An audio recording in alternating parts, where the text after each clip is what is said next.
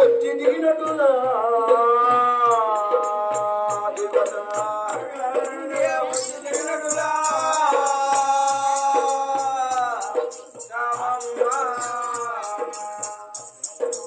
పంచాలుండేది అది రామచంద్రుడే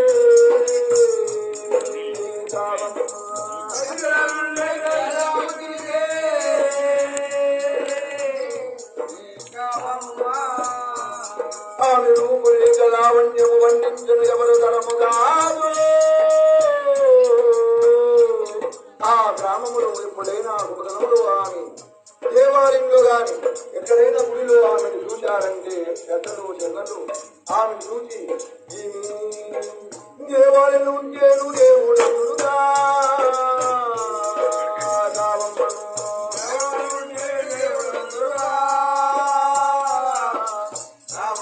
మన కోవిల్లో ఉంటేను విక్రమను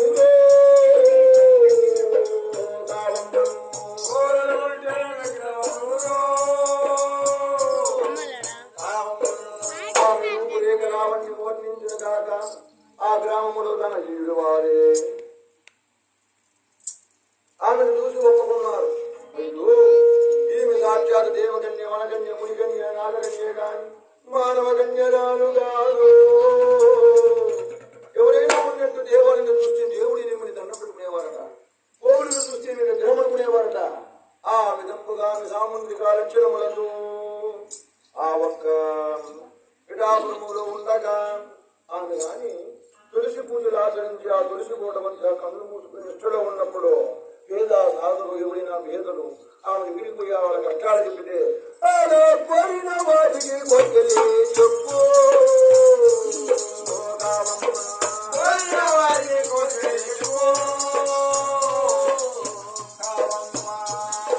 అడిగిన వాటికి వరములుతుందా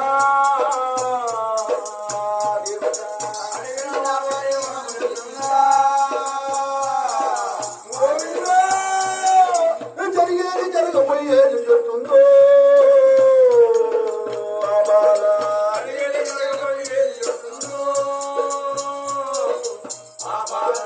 ఆమె కానీ ఎవరికైనా గ్రామములకు నిదర్శనం.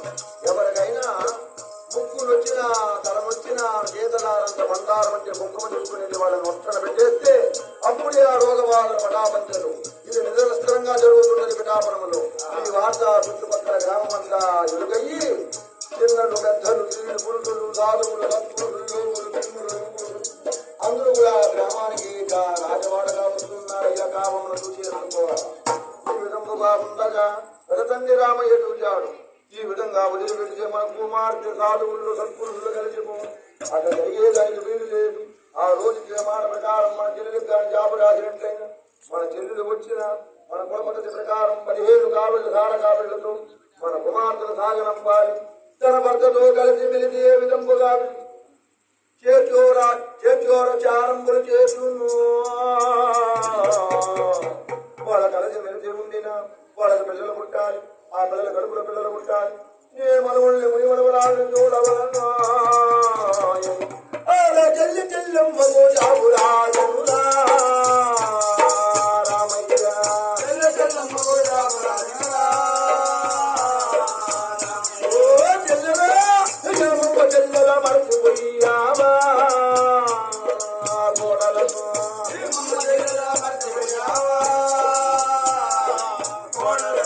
ఈరేరియా తల్లి ఇంటున్నదమ్మా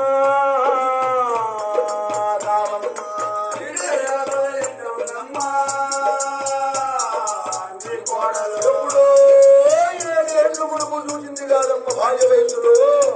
ఆ నీడేరి ఇంట్లో ఉంది. ఇప్పుడు కానీ నీ కోడలను చూచావని నువ్వు తొలగలిగావమ్మా, అడ్డిగిపోతావు. మహాలక్ష్మితో సమానముగా వెలుగుతుందమ్మా. ఆ రోజు ఇచ్చిన మాట ప్రకారం